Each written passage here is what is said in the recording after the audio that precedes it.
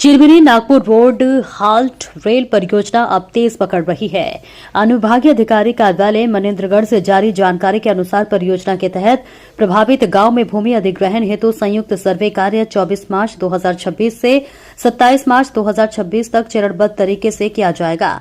इस दौरान 24 मार्च 2026 से 25 मार्च 2026 तक ग्राम बंजी और सरोला में सर्वे होगा, जबकि 26 मार्च 2026 से 27 मार्च 2026 तक ग्राम चिरई पानी, खैरबना और चित्ताझोर चिल में सर्वे किया जाएगा। सर्वे कार्य प्रतिदिन सुबह 11 बजे से प्रारंभ होगा, जिसमें भूमि का चिन्हांकन, पंचनामा, फोटोग्राफी, भूमि उपयोग का परीक्षण तथा संरचनाओं जैसे मकान, पेड़, कुआं, नलकूप आदि का विस्तृत निरीक्षण किया जाएगा। इस परियोजना में कुल 5 गांवों के 163 खसरे प्रभावित होंगे, जिनमें बंजी के 55, सरोला के 11, चिरई पानी के 41, खैरबना के 34 और चित्ताझोर के 22 खसरे शामिल हैं। प्रशासन ने सभी प्रभावित भूस्वामियों, सहस्वामियों एवं कब्जाधारियों से अपील की है कि वे अपनी भूमि संबंधी सभी आवश्यक दस्तावेज जैसे खसरा, बीमा, ऋण पुस्तिका, विक्रय पत्र, बंटवारा, न्यायालय में लंबित प्रकरणों की जानकारी आदि के साथ निर्धारित तिथियों में मौके पर अनिवार्य रूप से उपस्थित होकर सर्वे टीम को सहयोग प्रदान कर। अधिकारियों ने स्पष्ट किया है कि यदि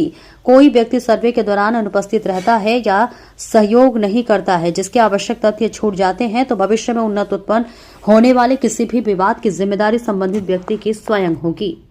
आपका नाम? मैं विजय प्रकाश पटेल, एडवोकेट, और मैं डीआरसीसी रेलवे डिवीजन बिलासपुर का मेंबर रह चुका हूँ। पटेल जी, आपने पिछले कई वर्षों से रेल के संबंध में एक अभियान छेड़ा था, तो वो आंदोलन बीच में स्थगित हो गया। क्या वजह थी? क्या आपकी मांग पूरी हो गई? जी, मैं ये जो रेलवे का प्रोजेक्ट जो है आदरणीय नरेंद्र मोदी जी ने पारित किया, पास किया, बजट प्रावधान किया जी, और अब राज्य सरकार और केंद्र सरकार आधे वित्तीय बजट के साथ जी, इस प्रोजेक्ट को पूरा करने में उन्होंने सहमति व्यक्त की, फंड रिलीज कर दिया। इतना भारी राशि उपलब्ध रखा हुआ है जी, और उस काम के लिए जो समय सीमा थी, उस समय सीमा पे काम नहीं किया जा रहा था और कोई सुनवाई हो नहीं रही थी, सारा काम रुका हुआ था। उसके लिए बीच में जब एक कांग्रेस की सरकार आ गई, भूपेश बघेल की सरकार बनते ही इससे मुंह मोड़ लिया गया और छत्तीसगढ़ शासन ने जो वादा कर दिया था और लिखित रूप से एमओयू हस्ताक्षर कर रखे थे डॉक्टर रमन सिंह जी के कार्यकाल में, उसका पालन यहाँ होना था, उन्होंने नहीं किया और इसके कारण से 5 साल यूं ही बर्बाद हो गए।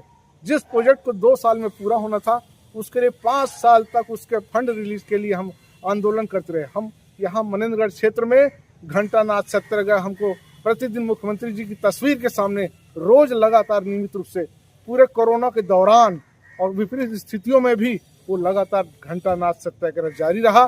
उसके बावजूद बिना कुछ किए सरकार केवल आश्वासन देती थी और बिना कुछ कहे भूपेश सरकार चली गई।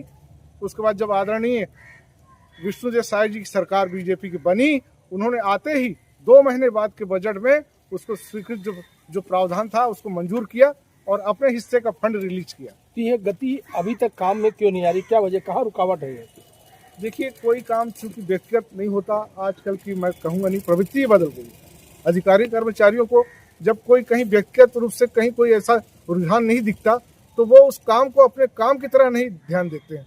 उनको ये नहीं मालूम कि बहुत मुश्किलों से ये प्रोजेक्ट पास हुआ था। ये प्रोजेक्ट से कितने लोगों को फायदा होता है और किन किन जिले संभाग को फायदा होता है? देखिए, ये सौभाग्य विषय है।